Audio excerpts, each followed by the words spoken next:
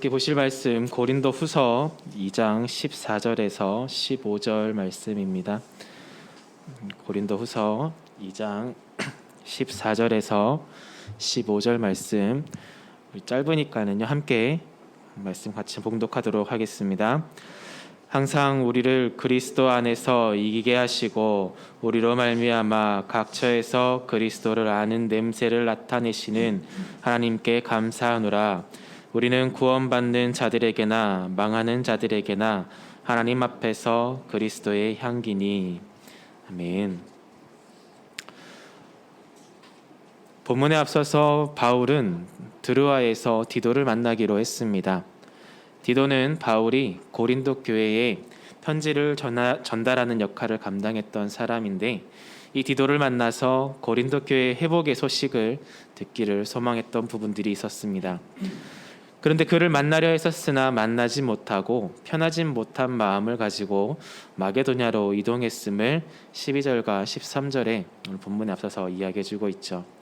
그러면서 뜬금없이 바울은 오늘 이렇게 본문을 시작합니다.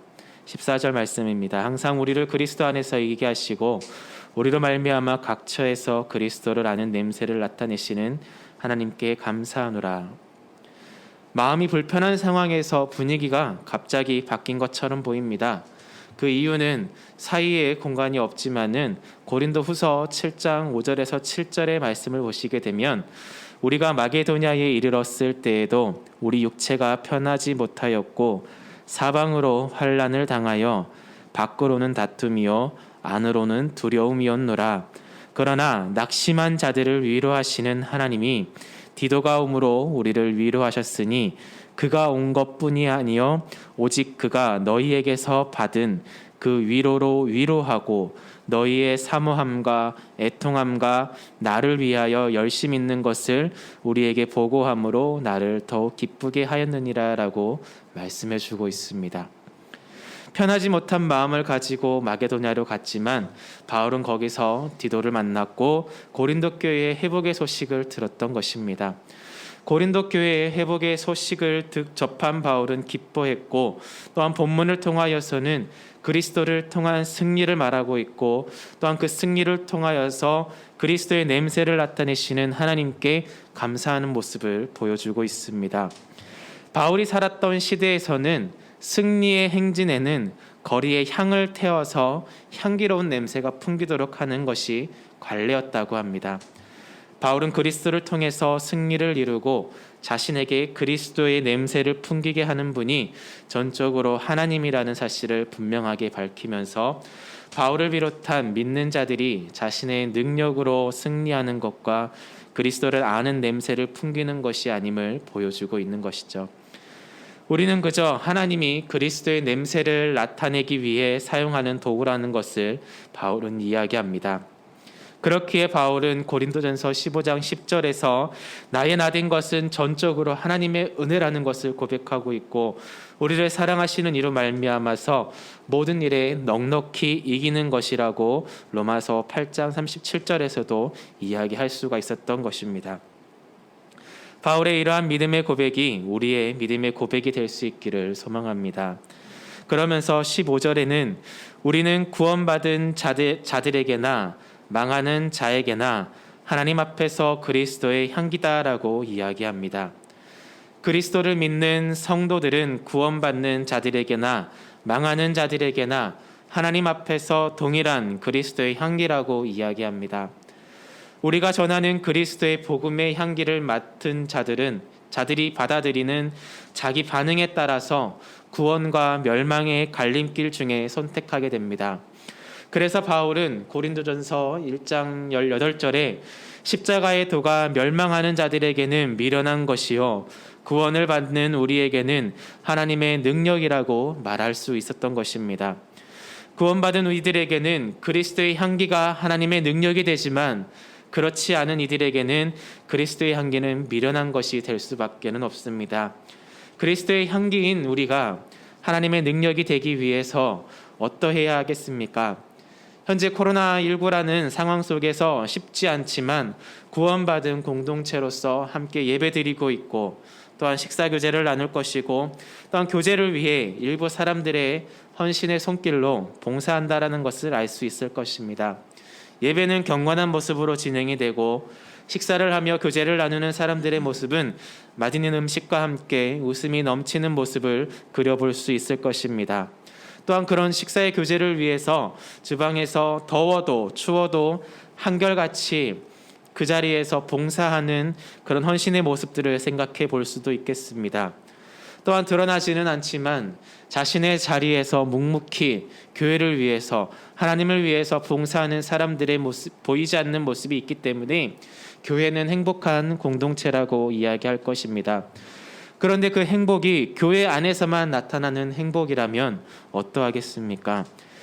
내가 세상으로 나아갔을 때 과연 교회와 같은 모습으로 살아가고 있는 이가 얼마나 되겠습니까? 사실 단에서 말씀을 전하고 있는 저부터도 교회를 벗어나서 일터로 향하게 되면 예배 시간의 경건함과 교제 속의 즐거움과 묵묵한 헌신의 마음이 많이 사라짐을 느낍니다. 나에게 주어진 일이 많아서 불평하는 모습도 볼 수가 있고, 또한 만나지 않았으면 하는 교직원들도 내 마음속에는 아직도 자리하고 있고, 사무실 안에서의 나의 부족한 헌신들이 또 그러한 나의 모습들을 보는 사람들에게 나는 얼마만큼의 그리스도의 향기를 나타내면서 살아가고 있는지 돌아볼 때가 많이 있습니다. 어떤 목사님께서 하신 말씀입니다. 우리가 부흥회를 하든 수련회를 하든 기도원을 다녀오든 은혜 받은 경험들이 한 번씩은 있을 것입니다. 그때 은혜를 받았다면 어떤 생각이 들었습니까? 하나님을 위해 내가 무엇이든 다 해낼 수 있을 것 같은 느낌이 들지 않았습니까? 목숨을 내놓으라고 하면 그 목숨까지도 그때만큼은 바칠 수 있었을 것 같습니다. 그런데 은혜 받은 시간이 지나고 사회 속에서 살아가다 보면은 왜 그 은혜가 흐지부지 되시는지 아시는가 하는 질문이었습니다. 그 질문에 이 목사님께서는 이렇게 답변하였습니다. 그건 우리의 마음이 그릇이 간장 종지 같아서이다. 간장 종지 같아서 하나님의 은혜를 내 마음에 조금만 담아둘 수 있기 때문이다라고 이야기했습니다. 간장 종지를 싱크대에 반찬통에 담아놓고 물을 틀었다고 가정을 해봅시다. 물을 계속 틀어놓고 물을 계속 틀어놓게 된 반찬통에 물을 계속 틀어놓게 되면은 간장 종지 안에는 그 물이 가득 차게 되겠죠. 간장 종지 안에 물을 참에도 불구하고 물을 끄지 않는다라면 간장 종지를 벗어나 그 반찬통에 물이 가득하게 될 것입니다. 그럼에도 불구하고 물을 계속 끄지 않는다라면 그 반찬통을 계속 넘쳐서 물이 흐르게끔 담겨져 있겠죠. 자, 여기에서 물을 끄게 되면 어떻게 되겠습니까? 간장 종지는 통에 잠겨 있을 것이고 통에는 물이 가득할 것입니다. 그런데 이 통 안에, 반찬통 안에 구멍이 하나 있다라고 생각을 해봅시다. 통을 채우고 있는 물들이 구멍을 통해서 조금씩 빠져나가게 될 것입니다. 그러다 통의 물이 다 빠져나가게 되면 간장 종지만큼만 아마도 물이 남아 있을 것입니다. 우리의 마음이 이렇다는 겁니다. 하나님의 은혜를 채울 수 있는 내 마음은 본래 간장 종지만 한데 집회나 기도원이라는 통 속에 있으니 하나님의 은혜가 가득한 것 같은 착각을 하고 하나님을 위해 헌신을 다짐하지만 그곳에서 나와 세상에 들어가면 하나님의 은혜가 점점 빠져나가게 되고 결국 내 마음의 크기인 간장 종지만큼의 은혜만 가지고 살아가게 된다라는 겁니다.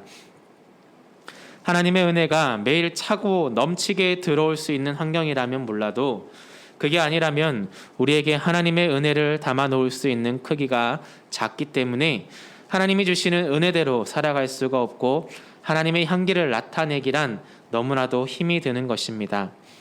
내 마음의 그릇이란 결국 내 안에 있는 성령님이 얼마만큼 활동할 수 있는가 하는가에 달려 있습니다. 내 안에 성령님의 역할이 크다면 그 은혜를 담을 수 있는 그릇이 커질 것이고 구멍난 나의 마음을 메꿀 수 있겠지만 반대의 상황이라면 내 안에 성령님보다는 아직 내가 좀 더 살아있는 인생이 되지 않겠습니까? 갈라디아서 2장 20절 말씀해 보시게 되면 내가 그리스도와 함께 십자가에 못 박혔나니 그런즉 이제는 내가 사는 것이 아니요 오직 내 안에 그리스도께서 사시는 것이다 라고 말씀하고 있습니다. 나는 죽고 내가 예수로 살아갈 때 우리의 마음에 좀 더 크게 성령님이 일할 수 있게 될 것이고, 그리스도의 향기는 결국 내 안에 계신 성령님의 역할을 통해 나타날 수 있기 때문입니다. 우리가 그리스도의 향기를 나타내기 위해서는 어떠한 노력이 필요하겠습니까? 많이 있겠지만은 오늘 이 시간에는 두 가지를 이야기하고자 합니다. 우리가 먼저 그리스도의 향기를 나타내기 위해서는 하나님의 성품을 가져야 할 것입니다. 하나님의 성품이라고 하면 무엇이 떠오르십니까? 많이 있을 테고 많이 이야기할 수 있겠지만은 저는 오늘 하나님은 들으시는 성품을 가진 분이라는 것을 기억하고 함께 은혜 나누기를 원합니다. 구약에서의 하나님을 이야기할 때 보면 하나님을 사람처럼 표현하는 경우가 많이 있습니다. 질투도 하시는 분이시고 노하시기도 하시고 후회도 하셨다고 합니다. 그런 하나님의 사람의 말에 귀를 기울이고 듣고 계신다라고 구약 성경에서는 많이 이야기합니다. 대표적으로 출애굽기 2장 24절에서 하나님이 그들의 고통 소리를 들으시고 하나님이 아브라함과 이삭과 야곱에게 세운 그의 언약을 기억하고 있다라고 이야기합니다. 우리는 들으시는 하나님의 성품을 통해서 우리의 삶에 그리스도의 향기를 나타내야 할 것입니다. 듣기 위해서는 그렇다면 무엇이 필요합니까? 1차적으로는 내가 들을 수 있는 귀가 필요하겠죠. 그 다음으로는 그 이야기를 들을 수 있는 집중력 또한 필요할 것입니다. 그리고 무엇이 필요합니까? 내가 말하고 싶은 나의 입을 담을 수 있는 인내의 의지가 필요합니다. 그래야 들을 수 있다라는 겁니다. 분당 우리 교회의 담임 목사님이신 이찬순 목사님의 이야기입니다.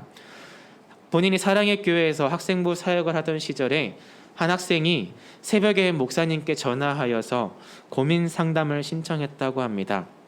새벽이니까 목사님께서는 얼마나 힘드셨겠어요. 그러나 학생은 그런 목사님의 힘듦을 모르고 이야기를 계속적으로 이어나갔습니다.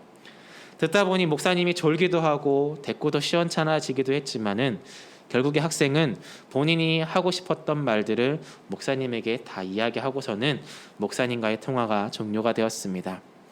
그리고 그 이후에 그 학생의 부모님으로부터 중요한 피드백을 하나 받았다고 합니다. 갑자기 부모님이 찾아오자 그 학생에게 무슨 일이 생긴 거 아닌가 하는 걱정하는 마음의 이야기를 나눈 목사님께서는 그 이야기 부모님의 피드백을 듣고 어쩔 줄을 몰라 했습니다. 부모님의 말인즉 도대체 우리 아이에게 어떤 말을 해주었기에 아이가 하루아침에 변했는지 모르겠다고 너무 감사하다라는 겁니다. 목사님이 그 학생과 통화하면서 뭔가 상담을 해주지도 않았습니다. 목사님은 듣기만 했을 뿐이고 가끔씩 그 아이의 이야기에 장단을 맞춰서 추임새만 넣었을 뿐입니다. 그런데 아이는 변했다고 합니다.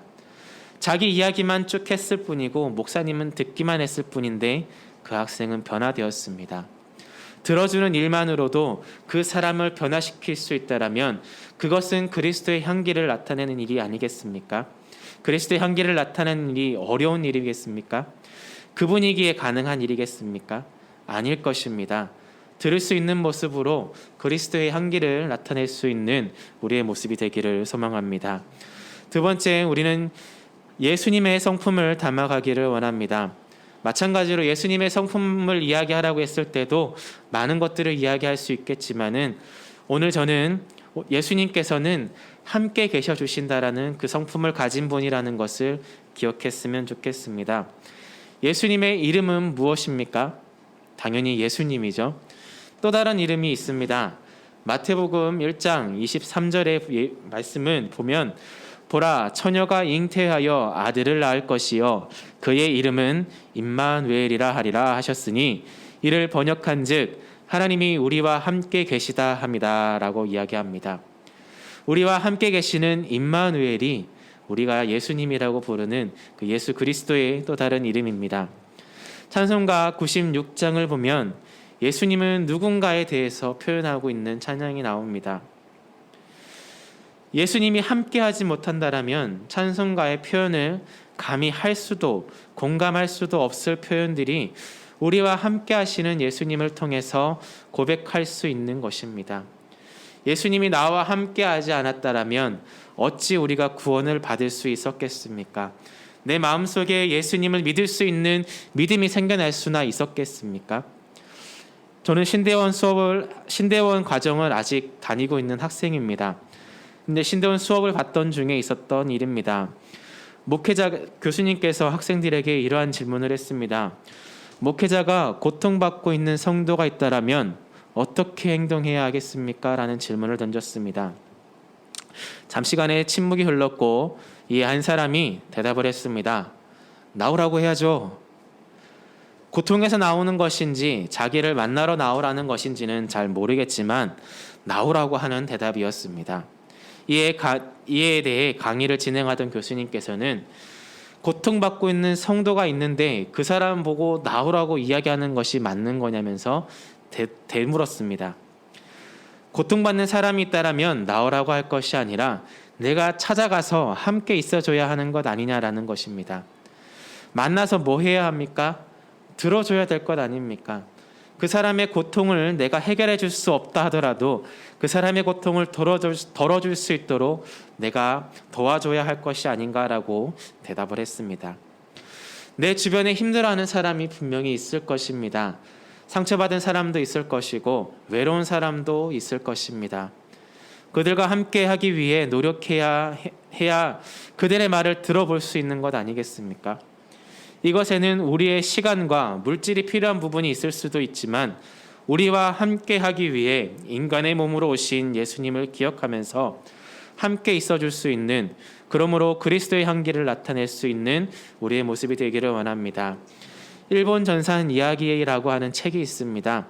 이 책은 일본 기업 중에 신화와 같은 그런 기업의 이야기를 담고 있습니다. 많은 기업에서는 이 책을 운영진의 필독서처럼 여기고 많이 읽는 책 중에도 하나입니다. 이 책을 읽다 보면은 이 회사의 독특한 면접 방식을 이야기합니다. 초창기 시작할 때만 해도 이 일본 전산에 지원하는 인재는 많이 없었다고 합니다. 내가 어느 정도 스펙을 쌓았다라고 생각이 되면은 내 기준 자체가 올라가 버리기 때문에 막 시작하는 일본 전산으로 취직하기 위해 흔히 말하는 스펙 좋은 사람들은 모이지 않았다라는 겁니다. 스펙을 쌓아 올린 사람들보다는 여기라도 가야 하는 사람들이 조금 간절한 마음을 가지고 면접을 보았다고 합니다. 그런데 이 회사는 면접을 생각할 수 없는 방법으로 진행했습니다. 회사에 지원을 하고 면접을 보러 온 사람들에게 회사는 그 식사를 대접했습니다. 그리고 밥을 빨리 먹는 순서부터 선착순 마냥 번호를 끊어서 면접에 합격을 시켰습니다. 면접에 합격된 사람들도 떨어진 사람들도 어안이 벙벙했습니다. 다만 밥을 빨리 먹었고 내가 밥을 조금 늦게 먹었을 뿐인데 합격의 결과가 나눠졌기 때문입니다. 그리고 2차 면접으로 그렇게 통과된 사람들에게 화장실 청소를 시켰다고 합니다. 보통 면접을 보러 가면은 깔끔하게 정장 스타일로 가기 마련인데 그런 사람들에게 화장실 청소를 시키다니 사람들이 어이가 없기도 하고 싫다고 나가버린 사람들도 있었고 또한 일부는 청소를 하는 둥 마는 둥 하기도 했습니다. 결과적으로는 어떤 사람이 남아 있었겠습니까? 그럼에도 불구하고 청소를 구석구석 열심히 한 사람들이 눈에 띄었을 것이고 그 사람들에게 면접은 통과가 되었습니다. 그리고 마지막으로 그 사람들 중에서도 목소리가 큰 사람을 최종 합격시켜 함께 일을 했다라는 겁니다. 밥을 빨리 먹는다는 것은 얼마만큼 다음을 준비할 수 있는 사람인지를 보는 것이고 청소를 열심히 한 사람은 보이지 않는 곳에서도 열심히 할 것이라고 생각한 것이고 목소리가 큰 사람은 어떤 상황에도 자신감이 있을 것이라는 그런 계산에서 이루어졌던 면접이었습니다. 그렇게 모여 사람들이 회사를 위해 일했고 회사를 함께 키워나갔습니다. 여러 가지 사건들이 많이 있었지만은 한 가지 사건만 소개하겠습니다. 일본의 어느 큰 공장에서 기계를 움직여주는 모터가 멈추는 일이 일어났습니다. 그 공장에서는 자신의 공장에 모터를 납품한 회사에 연락해서 수리를 요청을 했으나 하필이면 금요일 저녁 시간에 모터가 고장이 나버려서 월요일까지는 수리해 줄 수 없을 것 같다라는 이야기를 전달받았다고 합니다. 공장에서는 모터가 돌아 물건을 생산해야 하는데 그럴 수 없는 상황이라 난처했다고 합니다. 그러다 공장에서 일본 전산이라는 회사가 모터를 영업하러 왔던 것을 기억하고 뭐라도 잡는 심정으로 연락을 해보았다고 합니다. 일본 전사하는 입장에서는 자신들의 물건도 아니고 전화로 모터가 이상 있는 것을 모터가 보이는 것도 아니다 보니 문제 해결에는 진척이 없었다고 합니다. 그러다 해결 방안을 찾아보겠다고 전화를 끊고 회사는 일본 전산의 그 회사의 대응을 기다렸지만 2시간 동안 아무런 연락이 없자 일본 전산같이 작은 회사에 물어본 자신들의 잘못이라며 한탄하고 있을 때 현장으로 자신들과 통화했던 그 직원이 일본 전산 그 직원이 공장으로 방문해서 달려왔습니다. 직원이 와서 일본 전산 모터 기술자와 전화하면서 우여곡절 끝에 그 공장의 모터를 고칠 수 있었다고 합니다. 공장에서는 그런 직원의 대응에 감격하여서 자신들의 공장의 모든 모터를 일본 전산에서 생산하는 모터로 교체했다고 합니다. 물론 추후에 알게 된 이야기지만 그 공장을 찾아간 직원은 회사에 입사한 지 얼마 되지 않아 모터를 전혀 만질 줄 모르는 직원이었다라는 겁니다.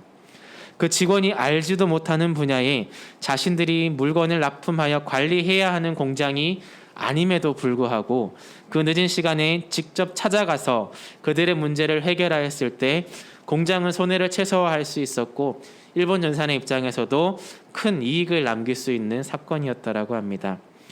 단순히 기업의 성공 이야기를 말하는 것이 아닙니다. 내가 부족하고 모르고 힘들 수 있는 상황이지만 내 도움이 필요한 곳에 가서 그들의 필요를 채워주었다라는 것, 우리는 그렇게 행동할 수 있겠습니까? 예수님의 마지막 말씀 역시도 우리와 함께 할 것이다라고 이야기하고 하늘로 올라가시는 모습을 보여줍니다. 결론입니다. 타나크 성경이라는 유대인 성경이 있습니다. 모세의 율법인 토라를 따라서 타, 선지자의 글 느빔을 따서 나, 시편 케투빔을 따와서 크, 합쳐서 타나크라는 성경입니다. 우리는 구약 성경을 볼 때 모세오경, 역사서, 시가서, 예언서 순으로 구분하지만 유대인들은 성경을 3등분하여서 토라를 중심으로 느빔이 위치하고 그 다음으로 케투빔으로 구분하여서 보고 있습니다. 형식과 배치가 다르다 할지라도 구약에서 이야기하고자 하는 내용은 오실 예수님에 대해서 이야기하고 있고, 그리고 우리가 살아가는 이 시대는 예수님은 인간의 몸을 가지고 이 땅에 오셨고 우리 죄로 인해 십자가에 달려 죽으시고 사흘 만에 부활하셔서 하나님의 나라로 승천하였고 다시 오실 그날을 기다리며 살아가고 있는 시대입니다. 예수님은 언제 오십니까? 사도행전 1장 7절에 이르시되 때와 시기는 아버지께서 자기의 권한에 두셨으니 너희가 알 바 아니오라고 이야기합니다. 그 때와 시기는 오직 하나님만이 아십니다. 열처녀가 신랑이 언제 오는지 알았다면 더 잘 준비했을 수도 있겠지만은 언제 오는지 알았다면 자다가 올 시간쯤에 알람 맞춰놓고 일어나 준비할 수도 있지 않았겠습니까? 마태복음 25장 13절에는 그런즉 너희는 깨어 있으라 너희는 그날과 그때를 알지 못하느니라 라고 이야기합니다. 예수님이 언제 오는가 보다는 우리는 깨어 있는 것이 더 중요할 것입니다. 그럼 깨어서 무엇을 해야 하겠습니까? 할 거 엄청 많이 있을 것입니다. 그러나 오늘 이 시간만큼은 우리가 그리스도의 향기를 나타내며 살아가야 한다는 것을 기억하기를 바랍니다. 본문 14절 말씀 한 번만 더 같이 읽어보도록 하겠습니다. 항상 우리를 그리스도 안에서 이기게 하시고 우리로 말미암아 각 처에서 그리스도를 아는 냄새를 나타내시는 하나님께 감사하노라. 아멘. 우리로 하여금 승리케 하시는 예수님의 이름 안에서 그리스도의 향기를 나타내는 하나님으로 인해 감사하며 살아가는 우리의 모습이 될 수 있기를 소망합니다. 기도하겠습니다. 하나님, 부족하지만 하나님께서 은혜를 채워주셔서 우리가 그리스도의 향기를 나타내기에 부족함 없도록 채워주시고 우리의 모습을 통하여 하나님의 그 복음을 전할 수 있는 모습이 되게 인도하여 주옵소서. 예수님의 이름으로 기도하였습니다. 아멘.